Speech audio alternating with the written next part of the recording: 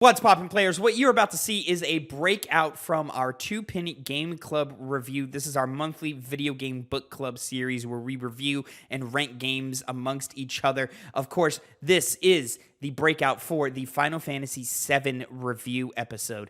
I'm going to break out each of our own individual perspectives out. Please go watch them all, and please go watch the full review. The link is down in the description down below. But here are Phil's thoughts on Final Fantasy VII. You, my good friend, have never played Final Fantasy VII, at least not all the way through. And and I'm very interested to see where you're at with this game, with this playthrough. Well, you mean until now? Yeah. Because I did complete this game. Well, not complete it. I finished the main story. I did beat the game. Yeah, so this game to me, like, I've known the story for a long time. I was a very avid watcher of the Final Fantasy VII Mission Abridged from Team 4-Star.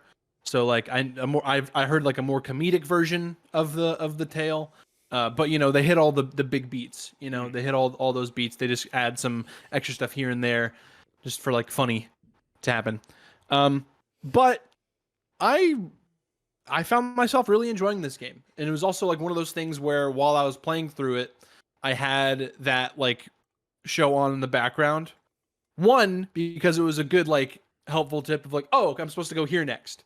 Oh, right. Like, cause it's not always super clear where you're supposed to go. Because it kind of just wants you to explore a good amount of time.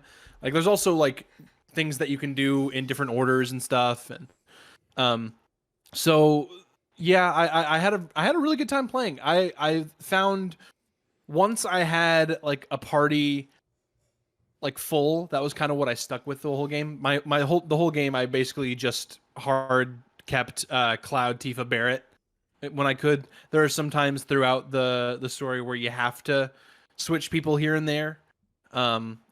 So when that happened, there were times where like I would just keep them in the party for longer. It's like, oh, I can go switch back to my usual team. But when it came to keeping everybody at the same level, I think, does this game like level up your characters in the background for you? Like it does, but not to the same extent as the characters in your party, but enough to keep them viable when they switch over to them. Because I swear there were times like, because you know Kate Sith, I never use Kate Sith, right? Like the only time I use Kate Sith is to get the limit for the trophy. And I swear, like that was one of the last ones I did, and it was still like a fine level when I went to go try to grind it out, and I was like, this doesn't seem right, but I was like, oh, it must level stuff up in the background for you. But yeah, I was super into the story that was going on, like the differences between like the show that was going on and how they take it, and the actual game itself.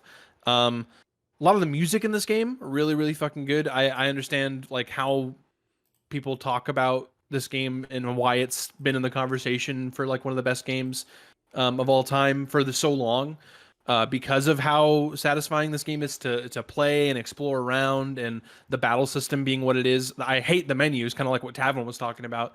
I hate going through all that, and it's infuriating trying to find an item. Like, I could be wrong, but I was even arranging materia in ways to like make spells go in different spots, but I don't think it worked. I feel like it still stayed the same. If you go into the configuration menu, you can have the game prioritize healing spells or destructive spells or stuff like that. But other than that, I don't know how you organize it. I think it's just based off of that order. Another thing that's frustrating with this game is even if you only have like summons, right? So there's these materia that lets you summon like Ifrit, Shiva. There's a Titan one. There's pretty much one for every like icon in Final Fantasy 16, which is like the only Final Fantasy game I've actually played all the way through. So when you only have one summon on your list, still sometimes you have to scroll down to find it. Yep, it's because they're in a pre-built list for some reason, and it's so fucking obnoxious. It's the same thing with the enemy skill. The enemy skill does the same thing. Which that's another annoying. thing. That's annoying too. Just show me the ones I have. If I only have one assigned to this character, then just put that at the top of the list. Let me like stop making me scroll down several times and do all this stuff, wasting my time. I'm running out of time here, Square. System. Exactly. The Malboro's kicking my ass twice in a row. I gotta hit this Tonberry as many times as possible before it comes and kills me. And you're screaming like, no, please don't get closer, please don't get closer, and he gets closer. Yes. He always does. And then you instantly dead. Which is funny because I think I only ran into Tonberries twice in my entire playthrough. One being in the gold saucer. Oh, in like Battle Square? Yeah, Battle Square. Yeah. I can't remember when I silly. ran into them, but I never had an issue with them this playthrough. Fucking asshole. But no, I was gonna say I remember them at least in the conversation around this game. I thought they would be more prevalent, but they were not.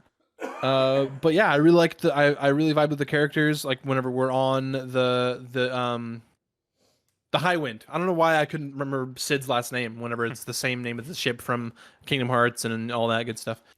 Fake fan. Did you know that? Did you know that that's the name of the ship, the default name of the ship in Kingdom Hearts? I did not. No, because Kingdom Hearts is a bad game, and we don't like Yeah, talking Tavin about just bad keeps games. on every time. No, it's a great game. Anyway, yeah, I really had a great time with this game. I like how a lot of the attacks were really flashy, like when you got like the really high level magic. I was super into that. My kind of how you were talking about how you kind of had your party arranged. I kind of had Cloud as my caster, and Barrett was like a big tank that I had. He had the most health out of everybody, and then Tifa was just being Tifa, doing the roulette reel anytime she got a limit, which was really fun. I like that. Very satisfying when you get all Yaz, which I had when I had Final Heaven, which is like I think it's like 6 or 7 things going in a row. It was very difficult to get all of those as Yaz. Yes, it is. Yeah, because 1 or 2 of those wheels is mostly misses. Mm-hmm. Yes, and you're like, fuck. Okay, let's see if we even get this. And what's attack interesting? off. What's interesting is it seemed like it would be a different wheel that would have all the misses on it each time. I don't know about that. It's what it felt like. It felt like it was sometimes the 3rd one, sometimes it was like the 5th one. I think it's usually like the 5th one. Is it like assigned to a certain level of the limit? I think so because because she doesn't have limit breaks like everybody else, where you like select your level of limit break. Like she just has more wheels attached. Well, to you it. still have to select that level. Oh, to get to more wheels, that makes more sense. Or that makes sense. Yeah. Well, like if you're at this level, you have to get that. Well, I'm glad you seem to have enjoyed your time with it, Phil. Yeah. I do understand the conversation around why this game is so beloved. Yeah.